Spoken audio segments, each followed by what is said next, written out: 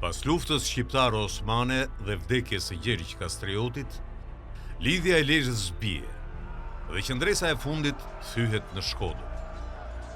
Stradiotet shqiptar gjejnë famë botërore në oborret e Britanisë, Francës, Spanjës, Austrisë dhe të tjera. Ata shpalosin aftësitë e tyre duke revolucionarizuar taktikat luftarake europiane. Ndërkohë në Shqipëri, vëllezërit e tyre mbeten në thundrën e perandorisë osmane. Disa mbijetojnë të organizuar në fise, ndërsa të tjerë arrin rangjet më të larta të perandorisë. Njëri prej tyre do të marrë edhe emrin Bonaparti Muhamedan.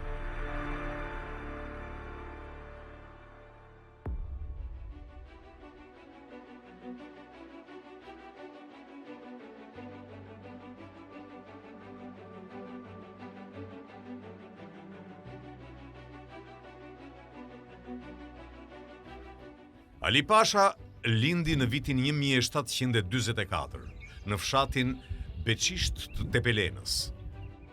Babajin e tij, Veli Beun, e vran kur Aliu ishte ende fëmijë. Mbasi rrëmbyen dhe poshtruan nënën, ai mbeti pa mbështetje. Si rjedhoi, Aliu detyrua t'i futet rrugës së banditizmit.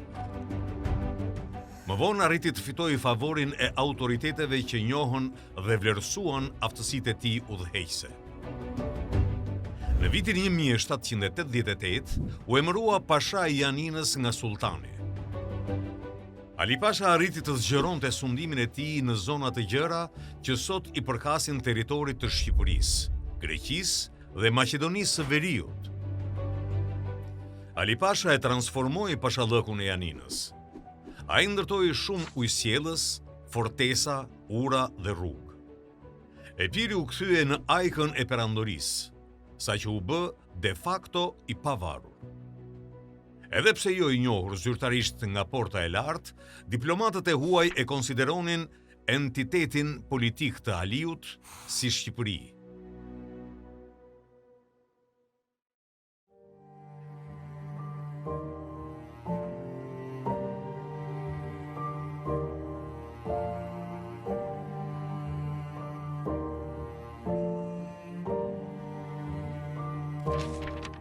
Ndërkohë, në Epir, banonin disa fise të fuqishme shqiptarësh ortodoks të quajtur Suljot.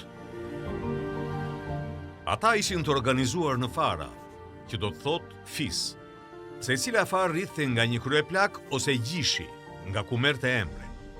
Plejësia mblidhej në oborin pranë kishës së Shën Gjergjit në Sul. Aty zgjidheshin gjakmarrjet, hartoheshin ligje dhe ndaheshin burimet natyrore. Vendimet miratoheshin përmes besës. Të përqendruar në fshatrat Sul, Qaf, Navarik dhe Samoniv, Federata Suljote kishte rreth 4.000 luftëtar. Me pozitën gjeografike, Suljotët i imponoheshin pashallarëve të Epirit dhe shpesh paguheshin nga fuqitë e kohës. Së fundmi ata gjetën punësim në prevezën venedikase. Por Suljotët nuk do të shpëtonin dot joshjeve të Aliut.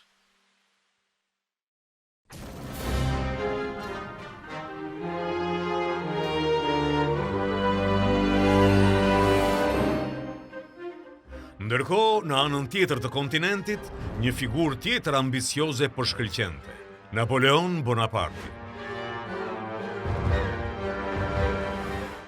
Fal aftësive të tij, ushtria franceze çliroi Toulonin nga forcat mbretërore dhe më 1797 korri fitore të një pasnjëshme në teatrin italian.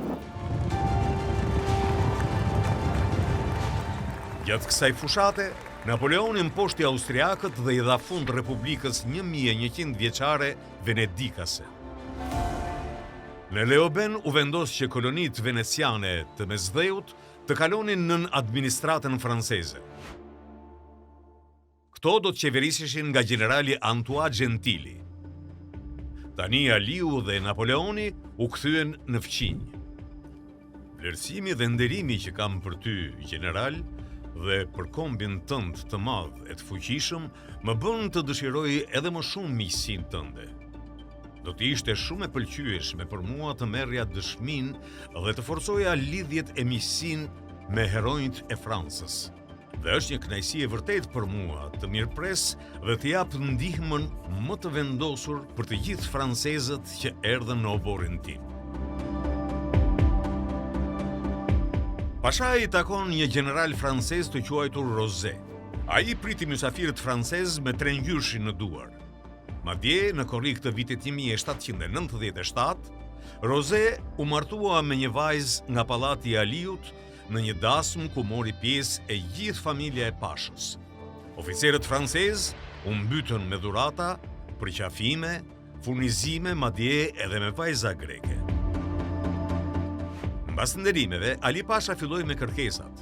Të kaloi anijet në kanalin e Korfuzit, i ndaluar më parë nga venedikasit. Veç kësaj kërkon disa ekspert francezë artillerie që të modernizojë ushtrinë. Së fundmi, Pashai pretendon edhe Butrintin. Gentili pranon dy kërkesat e para, por Butrinti mbetet francez. Për generalin Gentili, keni vepruar me mençuri, qytetar general, duke refuzuar pretendimin e Ali Pashës. Ndërsa siguroheni që ai të mos cënoj ato që na përkasin, duhet gjithashtu ta favorizoni atë sa më shumë që të jetë në mundësinë tuaj. Është në interesin e Republikës që ky pasha të fitojë rritje të madhe, të mposhtë të gjithë rivalët e tij në mënyrë që të mund të bëhet një princ mjaft i fuqishëm për të ofruar shërbime ndaj Republikës. Dërgoni inxhinier dhe oficer stafi tek ai për të marrë një përmbledhje të situatës, popullsisë dhe zakoneve të gjithë Shqipërisë. Bëni përshkrime gjeografike dhe topografike për të gjithë këtë pjesë, e cila sot është kaq e rëndësishme për ne, nga Shqipëria deri në more. Dhe sigurohuni që të jeni mirë të informuar për të gjitha intrigat që i ndajnë këta popull. Është e nevojshme, qytetar general, që të përktheni të gjithë popujt që rrethojnë Prevezën.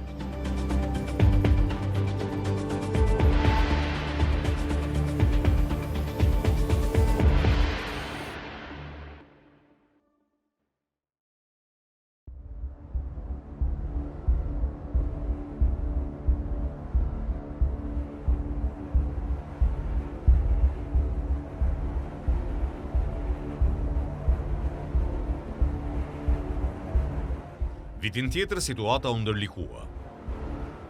Porta e lartë urdhëroi Aliun të shtypte kryengritjen e Pashait Osman Pazvantoglu në Vidin. Problemi qëndronte se Pazvantoglu ishte aleat besnik i francezëve. Këta të fundit dërgojnë urgjent ambasador në Janin. Ky provon të mashtrojë Aliun, duke i thënë që e gjitha kjo është një kurth, dhe se sultani dëshiron të nxjerrë Pashain nga Janina për t'i prerë kokën. Unë e di ashtu si ju, u shpreh Aliu, se ata duan jetën time, por çfarëdo qofshin planet e armiqve të mi, unë nuk kam frikë mes shqiptarëve të mi besnik dhe i rrethuar nga këta shok të guzimshëm, shkoj deri në mes të çadrës së Osman Pashës për të sfiduar zemërimin e tij. Megjithatë më dhemb aq më shumë të largohem nga Janina, sepse duke luftuar kundër Pazvantoglu, do të bëj një hap që nuk do t'u pëlqente miqve të mi. Por nevoja dhe situata ime më detyrojnë ta bëj. Dhe përveç nëse më jepen 10.000 ushtar francez dhe 1 milion franga, nuk mund të mos bindem. Ky ishte pra çmimi për miqësinë e Pashait. Francezët refuzuan dhe ai u nis për në Vidin. Ndërkohë në Francë u mor vendimi për nisjen e fushatës së Egjiptit, në ndrejtimin e Napoleon Bonapartit. Më 12 qershor 1798, Republika pushton Maltën. Mesdheu tani është i hapur për generalin francez. Shtetasit La Valette. Shtetas. L'Artemis ka urdhër që t'ju ankorojë në bregdetin e Shqipërisë dhe t'ju vendos në gjendje të bisedoni me Ali Pashën. Ju do t'i thoni atij se pasi sapo kam pushtuar Maltën dhe duke u gjendur në këto dete me 30 anije dhe 50.000 burra, dua të kem marrëdhënie me të dhe se dua të di nëse mund të mbështetem tek ai. se do doja që edhe ai të dërgonte pranë meje, duke e hipur në fregat një njeri fisnik dhe që do të kishte besimin e tij, se për shërbimet që u ka bërë francezëve, për trimërinë dhe guximin e tij, nëse tregon besim dhe dëshiron të më ndihmoj, unë mund të shtoj shumë lavdin dhe fatin e tij. Gjithashtu Napoleoni i drejtohet Ali Pashës personalisht. Miku im shumë i respektuar, pasi ju kam ofruar urimet e mia më të mira për begatin dhe ruajtjen e jetës tuaj, kam nderin t'ju informoj se e njoh prej kohësh simpatin që keni për Republikën Franceze, gjë që do të më bënte të dëshiroja të gjeja një mënyrë për t'ju dhënë prova të vlerësimit që kam për ju. Megjithëse sot rasti mu duk i favorshëm, unë nxitova t'ju shkruaj këtë letër miqësore dhe kam udhëzuar një nga ndihmësit e mi në terren t'ju adresoj personalisht. E kam porositur gjithashtu që t'ju bëj disa propozime në emrin tim dhe me që nuk e njeh gjuhën tuaj, ju lutemi të zgjidhni një përkthyes të besueshëm për bisedimet që do të ketë me ju. Ju lutem të jepni besueshmëri gjithçkaje që ai ju thot nga ana ime dhe ta ktheni menjëherë tek unë me një përgjigje të shkruar në turqisht nga vetë dora juaj. Ju lutem pranoni urimet e mia të mira dhe sigurinë e përkushtimit tim të sinqertë. Letra nuk e arriti kurrë Aliu. Ai tashmë ishte në muret e Vidinit dhe Franca hyri në luftë me portën e lartë. Me gjithë fitoren tek piramidat, më 3 gusht 1798, francezët përplasen me anglezët në komandën e admiralit heroik Horatio Nelson. Në betejën e Nilit, flota e Republikës shkatërrohet krejtësisht.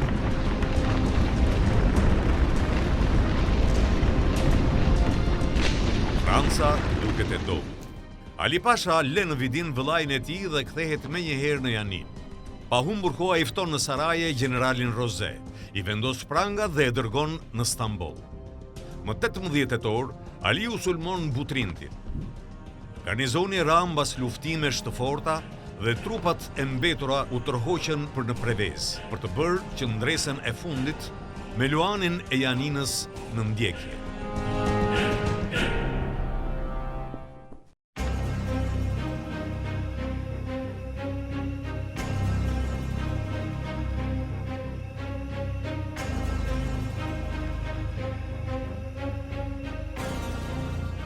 Ushtria franceze komandohej nga Jean-Jacques Bernardin Collot de la Salcette, 39 vjeç, veteran i luftës së Italisë. I dyti në komand ishte 27 vjeçari Louis Auguste Camus de Richmond, mjeshtër i fortifikimeve dhe artillerisë. Në betejë morën pjesë 2 demi-brigada dhe 1 kompani artillerie. Këto u plotësuan me trupa vendase preveziane dhe suljote, të drejtuar nga Calogero Cristaqi dhe Pano Charlaba. Në total, mbrojtësit përmbëheshin nga 440 francezë dhe 260 vendas. Përballë tyre ishte ushtria e Ali Pashës me 4 komandant. Djalin e tij të madh, Miftar Pashën, komandanti shqiptar Beqir Ag Gjogadhuri, kapiteni grek Janaqi, si dhe agai i Margaritit, Hasan Çapari. Në total, Ali Pasha drejtonte rreth 4.000 këmbësor dhe 3.000 kalorës. La Salcette vendosi trupat në ishpin e ngushtë që ndan gjirin e Ambrakis me detin Jon, në rrenojat antike të Nikopojës. De Richmond ju përvesh punës. Ai ndërtoi një seri të gjatë llogoresh nga njëri breg në tjetrin, ku do të vendoseshin granadierët francezë. Por pikat më të rëndësishme do të ishin 2 fortifikimet. Këto do të mbanin artillerinë. 3 topa tek fortifikimi i majt dhe 2 tek i djathi me distancë efektive në 365 metra. Vetë de Richmond u vendos djathtas. Në krah të tij shqiptarët e Prevezës nën Charlabën, ndërsa në qendër suljoti Cristaqi bashkë me demi-brigadën e 6 franceze. Në fund, La Salcette me brigadën e 79 do të komandonte ushtrinë nga fortifikimi i majt. Ndërkohë në Prevez, La Salsette lë kapitenin Jean-Marie Tissot me 100 burra.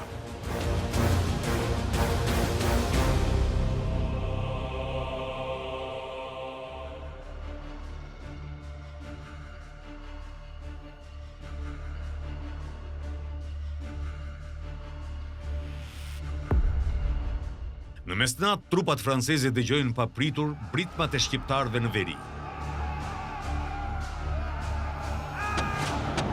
Miftar Pasha sulmoni pari francezët në krye të 500 shqiptarëve.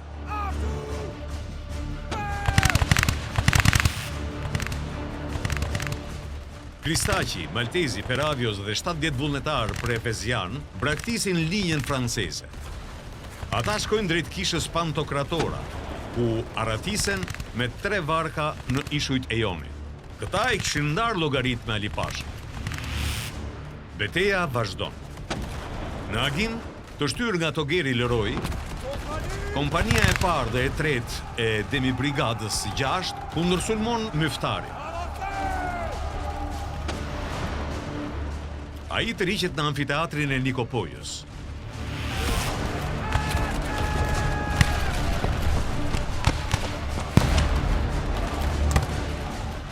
Shqiptarët zihen ngushtë.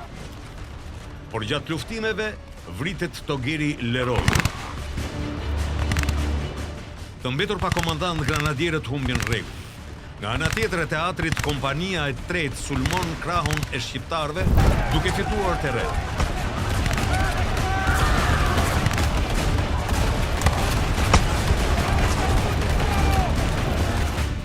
Salsette mjaftohet me kaq. Ai urdhëron të 2 kompanit të kthehen në llogore. I shqetësuar se linja franceze ishte shumë e hollë, ai dëshiron t'i mbledh trupat, por nuk ka kohë. Në orën 8 të mëngjesit mbërrin vet Ali Pasha. Ushtria e tij zbret nga kodrat e Mialisit dhe përhapet në Lugin.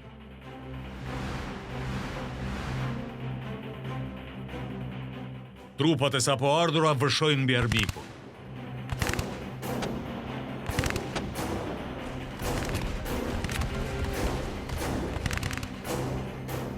Francezët luftojnë ashpër për 2 orë. Në orën 10, Ali Pasha urdhëron kalorësin të godas qendrën. Furia e tyre arrin të thyej togat franceze.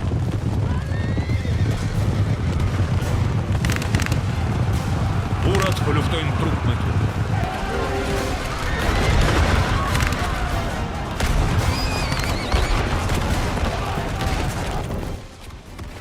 Myftari ndërkohë rreshton kalorësit për të sulmuar krahun e djathtë. Përballti, prevezianët e Pano Çarlabës vendosen në 2 rreshta dhe kundërpërgjigjen me një batare të fuqishme. Sa kaq dhe Richmond mbush topat me saçme dhe i zbraz mbi trupat e Myftarit duke shkaktuar masakër.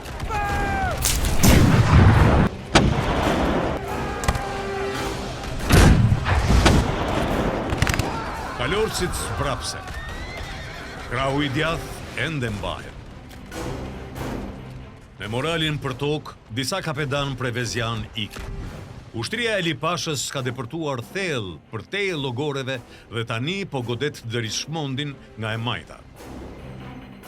Artilierët francezë bien. Richmond detyrohet të braktisë fortifikimin, por jo para se të demontojë topat që të mos bien në dorën e Ali Pashës.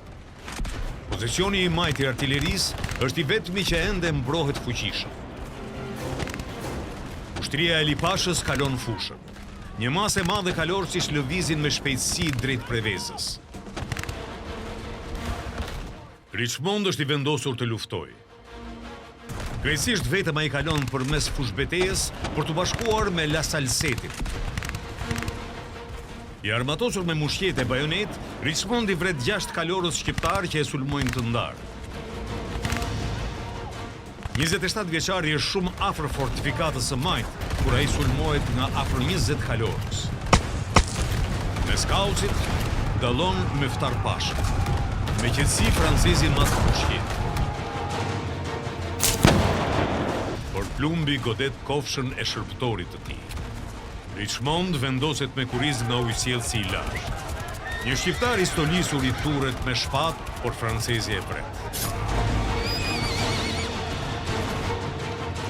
Më në fund, ai kapet. Shqiptarët e tërheqin nga flokët për t'i prerë kokën. Papritur Hasan Çapari i kursen jetën. Trimi francez shoqërohet për tek Pashaj. Ndërkohë vet Ali Pasha ka zbritur nga kodra. Ai admiron nguximin francez dhe urdhëron të respektohet Richmondi. Tissot vëren situatën e vështirë. Ai lë Prevezën dhe niset drejt vijës së parë.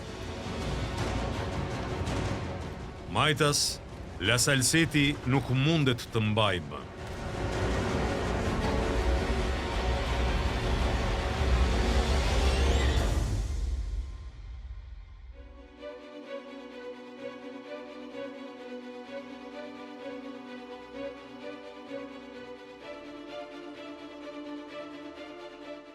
Sa kaq mbërrin kapiteni Tissot. Ai mban titullin më të lartë që ka mbetur. Tissot mëson se La Salsette mbahet rrop te kampi Ali Pashës në Mihalici. Me një guxim të çmendur kapiteni mbledh 80 granadier dhe mes kaosit niset të shpëtojë generalin. Skuadra e tij zbrap sulmet e një pasnjështme të kalorësisë. Ata kalojnë rënojët, por kur mbërrin në Lugin, ndalen nga këmbësoria shqiptare. Në nënbreshëri, Tissot mendon të shpëtojë trupat e mbetura, francezët dhe prevezianët besnik. Kapiteni tërhiqet me rregull.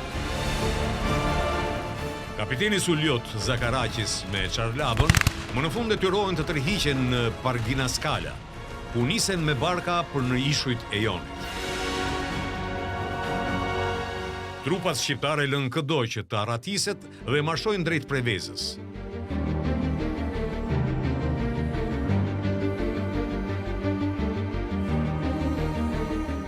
Me ndihmën e aleatëve që hapin portat e Shën Andreas, ata mësynë në qytet.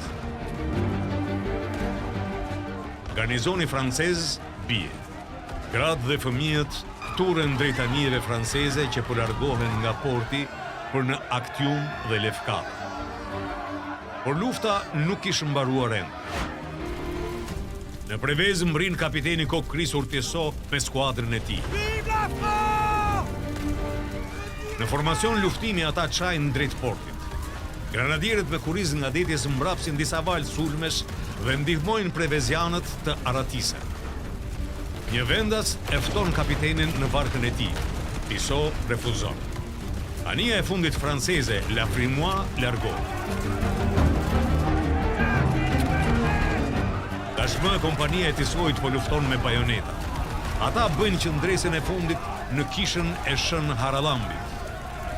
Mbas 2 orë gjysmë, më në fund të raskapitur, kapiteni Tissot, oficeri Cheron, 2 granadier, 1 inxhinier dhe 2 ushtar zihen rrok. Ata ndihmuan në arratjesin e rreth 1000 prevezianë. Pas pak, mbërrin Ali Pasha, i cili ndalon plaçkitjet. Betejë ka mbaruar.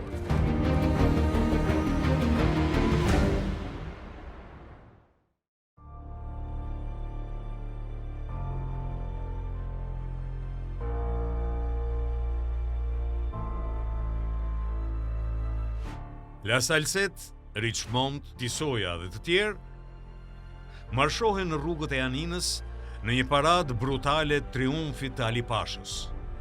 Ata më pas dërgohen tek sultani si shenjë besnikërie. Francezët kalojnë disa vite në fortesën e Edikules, ku takojnë shkrimtarin Pukëvil, i cili përmbledh dhe historinë e betejës. Ali Pash te Pelena rrethoi kështjellat franceze të Butrintit, Pargës, Prevezës dhe Vonicës, duke i detyruar të dorëzohen përveç Pargës.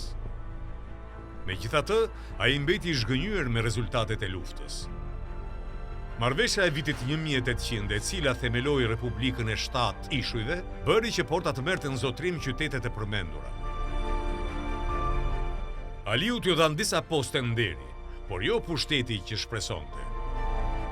Kjo e çoi në rrugë drejt përplasjes finale kundër portës së lartë.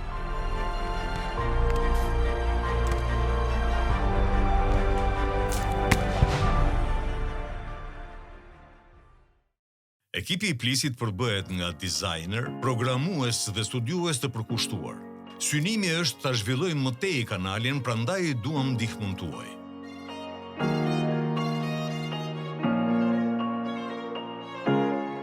Gjithashtu ftoheni të bëheni pjesë e komunitetit tonë në Patreon. Aty mund të na përkrahani si antar, kryeplak ose zonjë arbreshe, secili me përfitimet e veta si të drejtën e votës mbi temat e ardhshme.